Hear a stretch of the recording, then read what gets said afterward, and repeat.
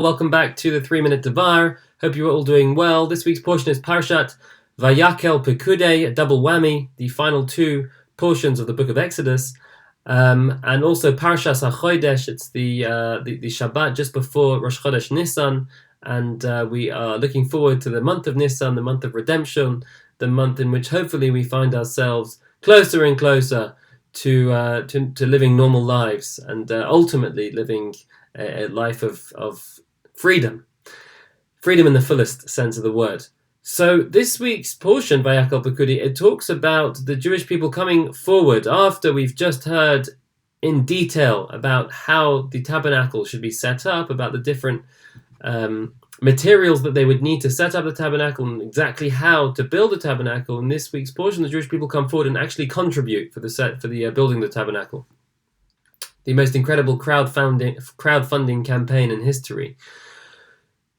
In chapter 35, verse 27, it tells us that the Nesiim, the leaders, the princes of the tribes, came forward, and they also contributed the Avnei Shoham, the Shoham stones, which would go on the shoulders of the high priest, and the Avnei Miluyim, the gemstones that would go in the high priest's breastplate. Interestingly, the word Nesiim is spelt. It's missing a letter in the Torah. It's spelled without a yud. And the Medrash, commenting on this, says, well, the Torah over here is alluding to the fact that the Nesiim did something wrong. The Nesiim are somewhat reprimanded, I guess, for their wrongdoing. What did they do?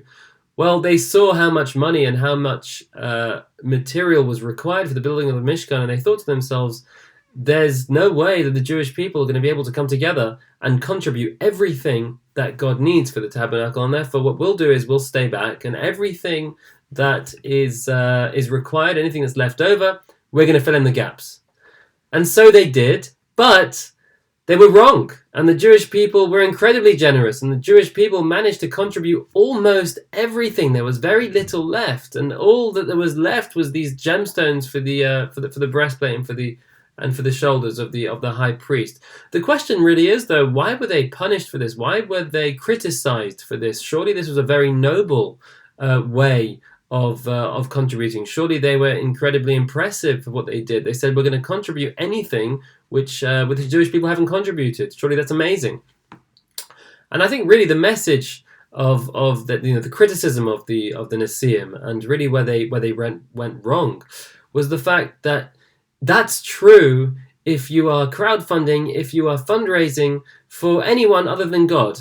If you are looking to contribute to a project by human beings, then of course, they need your money, and therefore it's incredibly noble and incredibly righteous to say, well, anything which you lack at the end is what we'll fill in.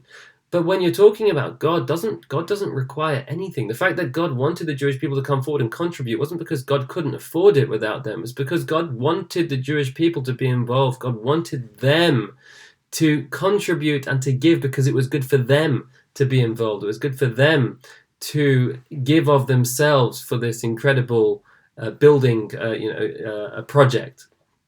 And the fact that the Nesiim, to a certain extent, saw it as something which God needed, saw it something which God required of them because God couldn't do it without them, was a bit of a wrong perception and a wrong perspective, and hence the Nesiim get criticized. Yes, they might have had the right intentions, but it was coming from a misunderstanding. It was coming from a wrong perspective of why God wanted the Jewish people to contribute, not because he needed their money, but because he thought that he recognized that it was good for the Jewish people themselves to be involved in this project, to give of themselves and feel a part of this project. The same is true not just with the building of the tabernacle, but any time we really give and contribute to charitable causes. Ultimately, if this is a good cause, God's going to make sure they get the money they need. But it's on us. It's our privilege to be able to be a part of that goodness which they are doing. Wishing you all a Shabbat Shalom, and really excited to see you all back in Shul this week.